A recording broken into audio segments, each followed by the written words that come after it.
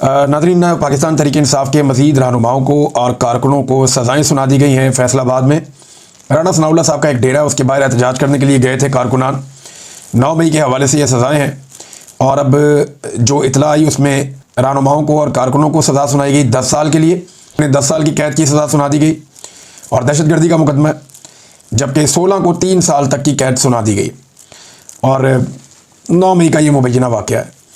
अब पाकिस्तान तहरीक इंसाफ जो है वो फिर एहतजाज होने शुरू कर दिया। उन्होंने कहा जी ये क्या बात है, यानी आप अब जिन्ना हाउस और राना सनाउल्लाह के डेरे को भी एक लेवल पे लेकर आ रहे हैं। और दूसरा, एहतजाज लोग कर रहे थे, क्या इतने सारे लोगों को आप ऐसे बाटा रेट पे सजाएं दे सकते हैं? उनमें कई लोग ऐसे हैं जो वहाँ पे मौजूद भी नहीं थे, जिनका उस जगह से कोई उस दिन ताल्लुक भी नहीं था, जैसे कि जरताज गुल वज़ीर साहबा को अगर आप सुने तो वो ये बताती है मुझे 4 केसेस में 10-10 साल की सज़ा इस इल्ज़ाम पर दी गई है कि मैं 7 मई को ज़मान पार्क में इमरान खान साहब और दीगर के साथ मीटिंग में शरीक थी। मैंने अदालत में तमाम सबूत और तस्वीर पेश किए हैं जिनमें मेरे हल्के के लोगों ने ये गवाही भी दी है कि मैं उस दिन 700 मील दूर डेरा गाजी खान में अपने हल्के में शादियों और दीगर तकरीबात में शरीक थी। ये तमाम स्क्रीनशॉट्स मौजूद हैं। सरकारी गवाहों ने भी क्रॉस एग्जामिनेशन में कहा कि हमने जरताज गुल वज़ीर का नाम नहीं लिया, FIR में भी मेरा नाम नहीं है। 8 महीने बाद मेरा नाम ज़िमनी में डाल दिया गया, मेरे खिलाफ कोई सबूत भी नहीं है, कोई सबूत पेश नहीं किया गया। फिर मेरा सवाल ये है कि मुझे किस जुर्म में 10-10 साल की सज़ा सुनाई दी। अब ये जरताज गुल वज़ीर साहबा को सवाल उठाना तो बिल्कुल जायज़ है, सवाल उठाना चाहिए, जो गलत काम हो रहा है उसको बेनकाब करना चाहिए, सामने रखना चाहिए। लेकिन बात बड़ी सादा है कि इमरान खान को किस बात की सज़ाएँ हो रही हैं, इमरान खान के ख़ानदान के लोग जेलों में क्यों हैं, इमरान खान की बीवी जेल में क्यों है, और बहुत सारे सहाफ़ी, बहुत सारे जो है वो आपके इवन शायर को भी, जो एक्टिविस्ट हैं उन्हें भी, इन्हें बार बार क्यों गिरफ्तार किया जाता है, सब क्यों ज़ेरे अताब है, लोगों को जबरी तौर पे लापता क्यों किया जा रहा है? वो बेगुनाह लोग हैं। वजह सिर्फ ये है कि इस वक्त मिलिट्री इस्टेब्लिशमेंट ये सोच रही है कि उन्होंने इमरान खान को और पाकिस्तान तहरीक इंसाफ को मुकम्मल तौर पर तबाह करना है, और जो भी अपना मौक़िफ़ नहीं बदलेगा या तहरीक इंसाफ के साथ खड़ा होगा उसको उसकी कीमत अदा करनी पड़ेगी। तो जरताज गुल वज़ीर साहब और बाकी लोग इसी की कीमत अदा कर रहे हैं। बहरहाल यहाँ पे फवाद चौधरी साहब और एक ज़ैन कुरैशी साहब हैं, इनसे में तो और कुछ और लोग भी हैं, कारकुन भी हैं, वो बरी भी हो गए इन केसों से, लेकिन ज़्यादातर लोगों को यहाँ पे सज़ा हो गई है और 10-10 साल की सज़ा सुनाई गई है। तहरीक इंसाफ ने इसकी मजम्मत की और बड़ा रोला उन्होंने डाला। 3 लोग नाज़रीन पाकिस्तान में ऐसे हैं जो ज़्यादा ज़ोर देते हैं इस बात पे कि इमरान खान साहब के जो सोशल मीडिया के अकाउंट्स हैं वो पाकिस्तान में आने चाहिए और पाकिस्तान से उनकी हैंडलिंग होनी चाहिए और तहरीक इंसाफ उनको हैंडल करे कि ये इधर पाकिस्तान में लाया जाए। इंटरेस्टिंग बात यह है कि सुहेल वड़ाइच साहब के बाद अब अंसार अब्बासी साहब ने भी इमरान खान साहब के हक़ में एक ताज़ा गवाही दे दी है। पहले सुहेल वड़ाइच साहब ने गवाही दी थी कि इमरान खान साहब जो जेल में कैद है या जो उनके साथ जुल्म और ज़्यादती हो रही है, ये पाकिस्तान के आर्मी चीफ से मिलने के बाद वो इस नतीजे पे पहुंचे और उन्होंने कॉलम लिखा कि इमरान खान को माफ़ी मांगनी चाहिए और इसी से वो बाहर आ पाएंगे या उनकी मुश्किलात कम हो जाएंगी। वरना उन्होंने मिसाल दी थी जुल्फ़िकार अली भुट्टो की और दीगर। अब सुहेल वड़ाइच साहब ये कहते हैं कि एक और जुल्फ़िकार अली भुट्टो नहीं बनना चाहिए, पाकिस्तान इसका मुतहम्मिल नहीं हो सकता, और इमरान खान को मशवरा देते हैं कि माफ़ी मांग लें। भाई जुल्फ़िकार अली भुट्टो का मर्डर हुआ था, कत्ल किया था और एक डिक्टेटर ने किया था। अब डिक्टेटर को सुहेल वड़ाइच साहब कुछ नहीं कह रहे, मकतूल को सुहेल वड़ाइच साहब कह रहे हैं। यानी ये तो वही बात होगी ना, एक शेर हम बचपन से अदालतों में सुनते चले आ रहे हैं कि ये भी दलील मान ली अदालत ने कि मकतूल खुद ही गिरा था खंजर की नोक पे। यानी मुझे पूरा शेर याद नहीं है, लेकिन वो ऐसे ही था कि जो कत्ल होने वाला है खंजर की नोक के ऊपर खुद ही गिर गया था। कातिल की ये दलील भी मान ली मुनसिफ ने कि मकतूल खुद ही गिरा था खंजर की नोक पे।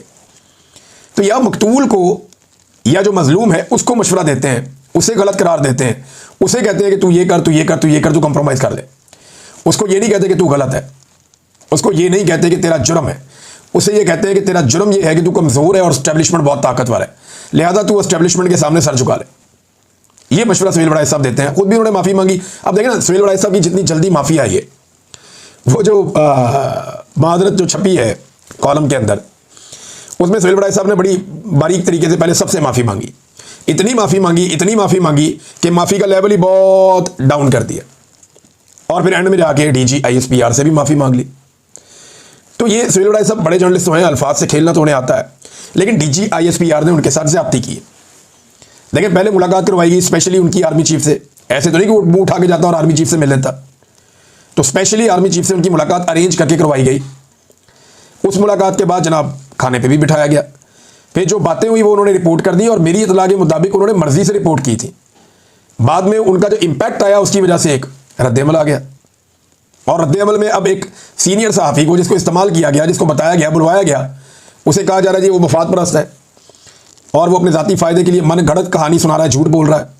ये ज़्यादती है, ये DG ISPR को नहीं करना चाहिए था, ये काबिल मज़म्मत है।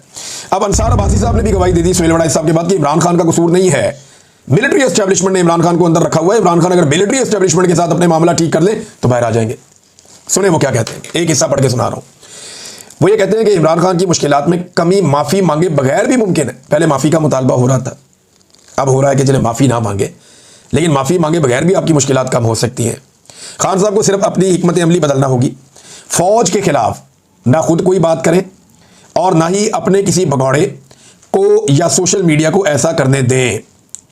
अच्छा, फ़ौज के खिलाफ तो इमरान खान बात ही नहीं करता। इमरान खान तो कहता है फ़ौज भी मेरी, मुल्क भी मेरा। फ़ौज के खिलाफ बात नहीं करता इमरान खान, जनरल आसिम मुनीर के खिलाफ बात करता है, क्योंकि इमरान खान को ये लगता है कि इमरान खान की तमाम मसाइल के लिए जिम्मेदार इस वक्त जनरल आसिम मुनीर है। इमरान खान को लगता है कि वो अपने हलफ से खिलाफ वर्जी करके मुल्क के अंदर अपना लॉ चला रहे हैं और अपने फ़ायदे के लिए अपने इदारे को इस्तेमाल कर रहे हैं, जिससे इदारे को बदनामी भी हो रही है। ये इमरान खान साहब को लगता है। अब इसमें जो है वो अब्बासी साहब ने वही बारीक काम किया जो हमेशा से होता आ रहा है कि जनाब अगर आप आर्मी चीफ की गलती की निशानदेही करेंगे या अगर आप ये कहेंगे, मुशर्रफ भी यही करता था। मुशर्रफ जो भी करता था वो फ़ौज के खाते में डाल देता था कि जी हम तो फ़ौज हैं। इसी तरह जो कुछ भी इससे पहले जर्नलों ने किया, जनरल याया ने किया, जो जनरल अयूब खान ने किया, जो जनरल ज़ियाउल हक ने किया, या जो बाकी जर्नैल जिन्हें बहुत ज़्यादा शौक था सियासत में और चीज़ों में आने का, उन्होंने जो कुछ भी किया वो सारा वो फ़ौज के खाते में डालते थे ना। इस तरह तो जनरल फैद हमीद ने जो भी किया वो भी फ़ौज के खाते में डाल दें आप, उसको आप अलग से क्यों ट्रीट कर रहे हैं? तो इमरान खान साहब उसी तरह जनरल आसिम मुनीर को सिंगल आउट करते हैं जैसे PMLN वाले या बाकी लोग जो है वो जनरल फैद हमीद को सिंगल आउट करते हैं और बिल्कुल ठीक करते हैं। जो गंदा काम उसने किया उसको सज़ा मिलनी चाहिए। अब अंसार अब्बासी साहब कह रहे हैं कि मुझे यकीन है कि अगर इमरान खान साहब ज़रा ये मामला कर लें तो तहरीक इंसाफ की मुश्किलात कम होंगी। तारीख शाहिद है कि चंद एक मिसालों को छोड़कर सियासतदानों के खिलाफ मुकदमात ख़त्म हो ही जाते हैं। अब ये अंसार अब्बासी साहब कह रहे हैं। तो ये दूसरी एक बड़ी गवाही है जो मीडिया में से आई है। देखिए मीडिया का मसला क्या है, ज़रा इसको ज़रा थोड़ा आप समझें। पाकिस्तान में ना लंबे अरसे तक दो पॉलिटिकल पार्टीज़ रही हैं, एक पीपल्स पार्टी और एक नून लीग। एस्टेब्लिशमेंट बारी बारी सबके साथ अपने ताल्लुकात रखती रही है। तो पाकिस्तान की सहाफ़त भी तकसीम होगी दो हिस्सों में। पाकिस्तान के सहाफ़ियों की एक बड़ी तादाद नून लीग के हमायती बन गए और एक बड़ी तादाद पीपल्स पार्टी के हमायती बन गए, और जो बाकी रह गए वो काफ लीग का दौर जब आया तो वो एस्टेब्लिशमेंट के हमायती बन गए। तो बड़ी पोलराइजेशन होगी पाकिस्तान के मीडिया में। अब जब भी कभी इनमें से किसी एक जमात की हुकूमत आती थी तो दूसरे को लगता था कि यार, और उनके सहाफ़ियों को भी लगता था कि हम अपोजिशन में चले गए। इसी तरह जब दूसरी जमात की हुकूमत आती थी तो उन सहाफ़ियों को लगता था हम हुकूमत में आ गए और इन सहाफ़ियों को लगता था हम अपोजिशन में चले गए। तो सहाफ़ी भी अपनी अपनी पसंदीदा पॉलिटिकल पार्टी के साथ हुकूमतों में आते और जाते थे। हत्ता कि इन्होंने सरकारी ओहदे लेना शुरू कर दिए, इन्होंने गैर मुल्की दौरे करना शुरू कर दिए, इन्होंने सरकारी वसाइल के ऊपर सहाफ़ियों ने इंजॉय करना शुरू कर दिया। कुछ सहाफ़ी जो है वो ये जानते थे कि एस्टेब्लिशमेंट हमेशा हुकूमत में रहती है और उन्होंने एस्टेब्लिशमेंट के साथ ताल्लुकात बेहतरीन बना लिए। अब उनकी भी सारी उंगलियां घी में और सर कढ़ाई में। फिर हुआ ये कि इमरान खान ने इन सारों से लड़ाई की तो ये सारे इकट्ठे हो गए, पीपल्स पार्टी, PMLN और एस्टेब्लिशमेंट। जब ये सारे इकट्ठे हुए तो इनके सहाफ़ी भी सारे इकट्ठे हो गए।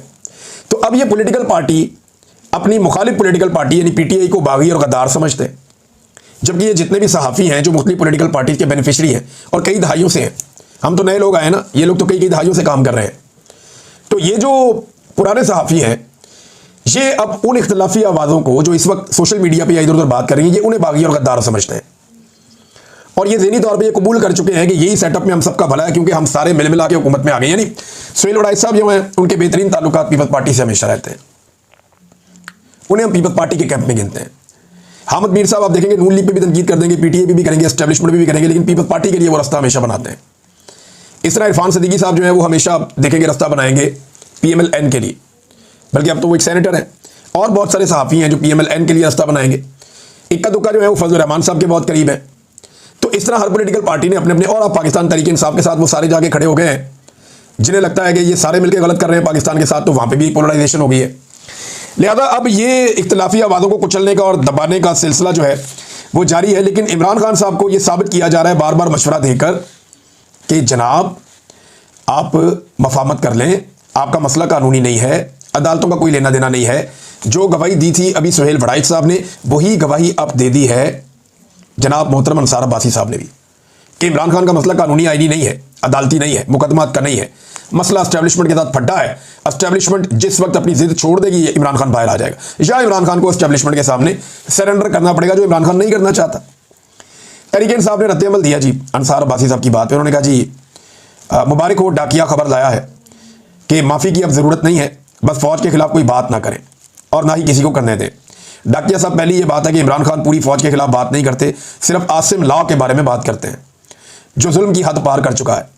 दूसरी बात यह कि सोशल मीडिया आज़ाद है, हर शहरी जिसके पास स्मार्टफोन है वो सोशल मीडिया पर अपनी राय देता है, और आजकल ये राय फौज के बड़ों के सख्त खिलाफ है, क्योंकि उन्होंने माओ बहनों और बच्चों को जुल्म का निशाना बनाया और गोली तक चला दी, जिसमें कई लोग शहीद हुए हैं। एक खत वहां भी पहुंचा दें कि जुल्म खत्म करें ताकि वहां पर मुश्किलात कम हो। अब मामला यह है ना, देखिए शेर अफजल मरवत ने भी ये बात की कि मुझे इतनी तकलीफ होती है पीटीआई की तनकीद पे, या जो मुझे बुरा भला कहते हैं, तो सोचें कि इनके मुखालिफिन को या एस्टैब्लिशमेंट को कितनी होती होगी। क्या ये मीडिया हमेशा से ऐसा ही था? ऐसा तो नहीं था। क्या पाकिस्तान का सोशल मीडिया का यूज़र जो आम पाकिस्तानी है, क्या वो हमेशा से इतने गुस्से में था? तो नहीं था। ये जब लोगों ने देखा ना कि औरतों को सड़कों पर घसीटा गया, गाड़ियां तोड़ी गई, लोगों की चादर और चार दीवारी का तकद्दुस पामाल किया गया, लोगों के साथ जुल्म जबर और फस्तायत की गई, पूरा का पूरा इलेक्शन चोरी कर दिया गया, पाकिस्तान की मईशत को तबाह कर दिया गया और लुट मार कर दी गई और मुस्तरद शुदा चेहरे लाकर मुसल्लत कर दिए गए, तो लोग रिएक्टिव होते गए। एक तो लोगों की बनाई हुई हुकूमत गिरा दी, और फिर लोगों ने दोबारा हुकूमत बनाने की कोशिश की तो उसको बनने नहीं दिया गया। ये लोग रद्द अमल दे रहे हैं। देखिए, ये आगे के बाद लोगों के पास बंदूकें तो है नहीं, वो निकाल के बंदूकें शुरू हो जाए, या लोग कुछ और तो करना नहीं चाहते, तो लोग कम से कम अपना रद्द अमल देते हैं। और ये वो रद्द अमल है जो आपको दिखाई दे रहा है। ये वो अनवार काकड़ कह रहा था कि मैं जहाँ भी जाता हूँ लोग मेरी पजीराई करते हैं, तो मेरा चैलेंज है अनवार काकड़ को खुल के निकल के बलूचिस्तान में फिर के दिखा दे बगैर सिक्योरिटी के, और बगैर चाहे वो चाय पीता था ना इस्लामाबाद में, वहाँ बैठ के चाय पी के दिखा दे। और अगर और कोई इसको शक है तो इधर इंग्लैंड में आ जाए, यूरोप में आ जाए, किसी भी मुल्क के अंदर खुला अकेला फिर के दिखा दे अनवार काकड़, लोग इसकी जो है वो तबाही फेर देंगे, मंजी ठोक देंगे जिसे कहते हैं पंजाबी में। इसे लग पता जाएगा कि लोग इसके बारे में क्या सोचते हैं। तो ये अपने बच्चों को तसल्ली दे रहा, वो बता रहा इंटरव्यू में कि जनाब सिर्फ सोशल मीडिया है, लोग तो मेरे से बहुत, कोई प्यार नहीं करता आपसे, आपने इस मुल्क का सबसे बड़ा इलेक्शन चोरी किया है। तारीख में और भी इलेक्शन चोरी हुए, लेकिन बदतरीन इलेक्शन आपने चोरी करवाया काकड़ साहब। आप वजीर आजम थे, यू वर रिस्पॉन्सिबल, और आप सही इलेक्शन करवाने में बुरी तरह नाकाम रहे हैं। नाज़रीन, शेर अफजल मरवत साहब का मामला जो है वो, मरवत साहब ने कहा जी अब मैं हलीमा खानम और उनके बेटों के बारे में कोई बात नहीं करूंगा, और मैं नहीं करना चाहता, मुझे मशवरा दिया गया मेरे दोस्तों की जानिब से। अब वो अंदर करवा दिए दोनों बेटे, तो अब जनाब मैंने बात नहीं करनी। ठीक है, अच्छी बात है, देर है दुरुस्त है, उनको बात तो समझ आ गई। लेकिन मरवत साहब कह रहे हैं कि पीटीआई का जो सोशल मीडिया वो गालम गलोच करता है। ये इल्ज़ाम जो है नून लीग भी लगाती है, हालांकि पूरा पाकिस्तान गवाह है। पाकिस्तान की सियासी तारीख में गालम गलोच का जो कल्चर है, या जो बदतहजीबी का कल्चर है, वो नून लीग ने मुतारिफ करवाया था, और नवाज शरीफ साहब बहुत अप्रिशिएट करते थे इन चीज़ों को। लेकिन अब वक्त गुजरने के साथ साथ यही इल्ज़ाम वो पाकिस्तान तहरीक इंसाफ पे लगाते हैं। यही इल्ज़ाम शेर अफजल मरवत अब पाकिस्तान तहरीक इंसाफ पे लगा रहे हैं कि इनकी ज़बान बहुत गंदी है। लेकिन हुआ ये कि चंद सहाफ़ियों ने और पाकिस्तान तहरीक इंसाफ के हमायती जो सोशल मीडिया के लोग हैं, उन्होंने शेर अफजल मरवत साहब के स्क्रीनशॉट्स कुछ शेयर कर दिए, जिनमें मरवत साहब जो हैं वो अपने ऑफिशियल अकाउंट से बदतरीन और गलीज़ किस्म की गालियाँ दे रहे हैं, ख़वातीन को भी दे रहे हैं। तो ये जो कल्चर है गालम गलोच का, ये ख़त्म होना चाहिए। गाली चाहे शेर अफजल मरवत को दी जाए, चाहे शेर अफजल मरवत किसी को गाली दे, वो बुरी चीज़ है, वो नहीं करना चाहिए और इससे इज्तनाब करना चाहिए। नाज़रीन, पाकिस्तान तहरीक इंसाफ के वकला इमरान खान साहब से मुलाकात की कितनी कोशिश कर रहे हैं, ये एक बड़ा सवाल है जो सदीक जान साहब ने उठाया, और बड़ी टेक्निकल चीज़ें उन्होंने इस मामले में उठाई। मैं चाहता हूँ कि सदीक जान साहब ने जो बात उठाई वही मैं आपके सामने रख दूँ। एक तो वो ये कहते हैं कि इमरान खान से मुलाकातों का मामला जब तक पाकिस्तान तहरीक इंसाफ की मुफ्त की लीगल टीम देखती रहेगी, तब तक सब एक दूसरे की तरफ देखते रहेंगे। पीटीआई की क़यादत रोना रोती है कि हमारे पास पैसे नहीं हैं, कोई अच्छा प्रोफेशनल वकील हम नहीं कर सकते। हालांकि मैं भी ये ज़ाती तौर पे जानता हूँ कि बहुत लोग फंड करना चाहते हैं पाकिस्तान तहरीक इंसाफ को, कर भी सकते हैं।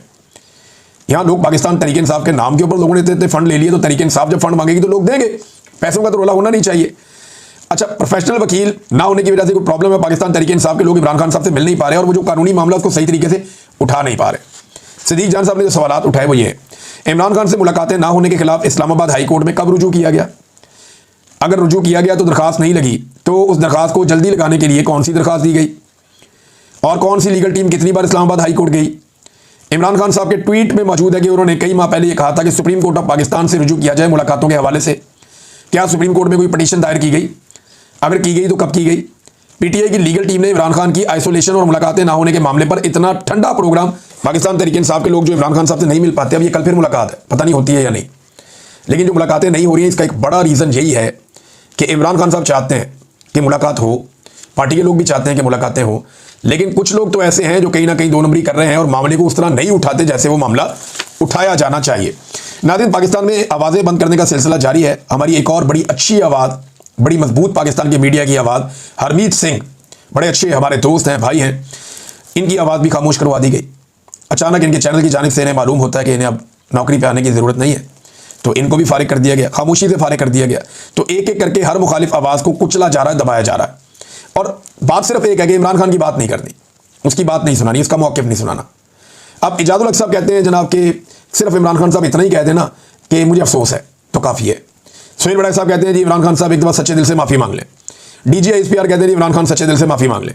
अब अंसार अब्बासी साहब यहाँ तक पहुँच गए कि नहीं, माफ़ी ना भी मांगे तो कम से कम जो है ना वो लिहाज करें। आर्मी चीफ का ही है ना, फौज की जब बात करते हैं तो इमरान खान फौज पे तो तनकीद करते नहीं, आर्मी चीफ पे करते हैं, तो वो यही चाह रहे होंगे कि आर्मी चीफ पे तनकीद ना करें, हथौला कर दें। तो ये मामला यहाँ तक पहुँच गया है। मामला आगे कहाँ तक जाएगा ये हम आपके सामने रखते रहेंगे। साथ साथ ये दो बड़े स्कैंडल है नाज़रीन, दोनों मैं आपके सामने रख देता हूँ। नंबर एक, इतला आई है और इतला ये है कि लैपटॉप्स चोरी हो गए हैं, और ये जो लैपटॉप चोरी हुए हैं ये बड़ी तादाद में चोरी हुए हैं। खुर्रम इकबाल साहब जर्नलिस्ट, उन्होंने खबर दी है कि वज़ीर-ए-आज़म लैपटॉप स्कीम के तहत 1000 से ज़्यादा लैपटॉप गायब हो गए। हुकूमत को जो है बड़ा नुकसान हुआ है। जिम्मेदारों के खिलाफ कोई कार्रवाई नहीं हुई। Audit report public account committee में पेश की गई है। तो ये नाज़रीन, एक तो 1000 से ज़्यादा लैपटॉप गायब हो जाए तो छोटी खबर नहीं है, बड़ी खबर है। दूसरा एक और बड़ा स्कैंडल है और वो बिजली के बाद LNG का स्कैंडल है। यानी ये मुस्लिम लीग नून का तोहफा था कि जब पाकिस्तान को 20,000 मेगावाट से 22,000 मेगावाट बिजली चाहिए थी तो इन्होंने 41,000 मेगावाट बिजली के प्रोजेक्ट्स लगा दिए, और वो इस तरह के लगाए कि बिजली बनाएं या ना बनाएं आपने उनको बिल देते रहना। तो अब पाकिस्तानियों को जो है वो 3 गुना महंगी बिजली खरीदनी पड़ती है। ये शरीफ खानदान ने पाकिस्तानियों पे एहसान किया। इन्होंने एक एहसान और किया, इन्होंने कतर के साथ मुआहदा किया और अब मिन्नतें कर रहे हैं कतर की हमारी जान छुड़ा दें किसी तरह। खबर के मुताबिक इन्होंने $5 अरब के LNG के 177 कार्गो शिप्स खरीदने का मुआहदा किया, लेकिन बाद में इन्हें पता चला कि इतने तो इस्तेमाल ही नहीं हो सकते। यानी अब जो हम गैस मंगवा रहे हैं कतर से, इन भाइयों ने इतनी ज़्यादा गैस खरीद ली कतर से, अगले 2030 तक के लिए इतनी गैस खरीद ली कि अब वो हमारी इस्तेमाल से ज़्यादा हो गई है। लेकिन कतर को क्योंकि मुआहदा हो चुका है, अब वो गैस भेजता जा रहा है और आपको पैसे देने पड़ रहे हैं। अब पाकिस्तान में जो गैस निकलती है उस गैस की प्रोडक्शन को कम कर दिया गया है, क्योंकि बाहर से ज़्यादा आ रही है। तो उन्होंने कहा जो महंगी गैस दो आवाम को, ये सस्ती वाली ये ना दो, और इससे पाकिस्तान का लगातार नुकसान हो रहा है। ये है इन हुक्मरानों की पॉलिसी। अच्छा, ये पॉलिसी क्यों बनाते हैं? यानी क्या इन्हें नहीं पता था कि हमारी 22,000 मेगावाट की ज़रूरत है, हम 41,000 मेगावाट यानी दुगनी बिजली क्यों बनाना चाहते हैं? इससे कीमत 3 गुना हो जाएगी। क्या इन्हें ये बात नहीं पता थी? इन्हें पता थी। क्या इन्हें नहीं पता था कि हमारे पास कितनी गैस निकलती है और हमें कितनी इजाफी गैस चाहिए जो हम कतर के साथ मुआहदा करें? इन्हें पता था। देखिए, आप जब कमीशन आपको मिलता है ना, तो आप जितना बड़ा मुआहदा करते हैं उतना ज़्यादा कमीशन मिलता है। जितनी ज़्यादा IPPs लगाएंगे बिजली बनाने के कारखाने, उतना ज़्यादा कमीशन आपको मिलेगा ना। जितनी ज़्यादा गैस आप परचेज करेंगे कंपनियों से, वहाँ से आपको पहुँचेगी, उतना ही ज़्यादा कमीशन आपको मिलेगा ना। तो ये है सादी बात। तो इन्होंने गैस में भी पाकिस्तान को मारा, बिजली में भी पाकिस्तान को मारा। ये 2 इशू सिर्फ खोल दिए जाए ना, तो इस खानदान का नाम हमेशा के लिए ना सिर्फ ECL में रहे बल्कि ये जेलों के अंदर बाकी जिंदगियां गुजारें, जो इन्होंने पाकिस्तान के साथ इन मुआहदों में कर दिया है। ऐसा जुल्म किया इन्होंने पाकिस्तानियों के साथ। वैसे तो जुल्म करते हैं, पकड़ते हैं, गिरफ्तार करते हैं, मारते हैं, गोलियां मारते हैं, जेलों में डालते हैं, वो तो अलग है। कौम की जेबों पे भी डाके डालते हैं।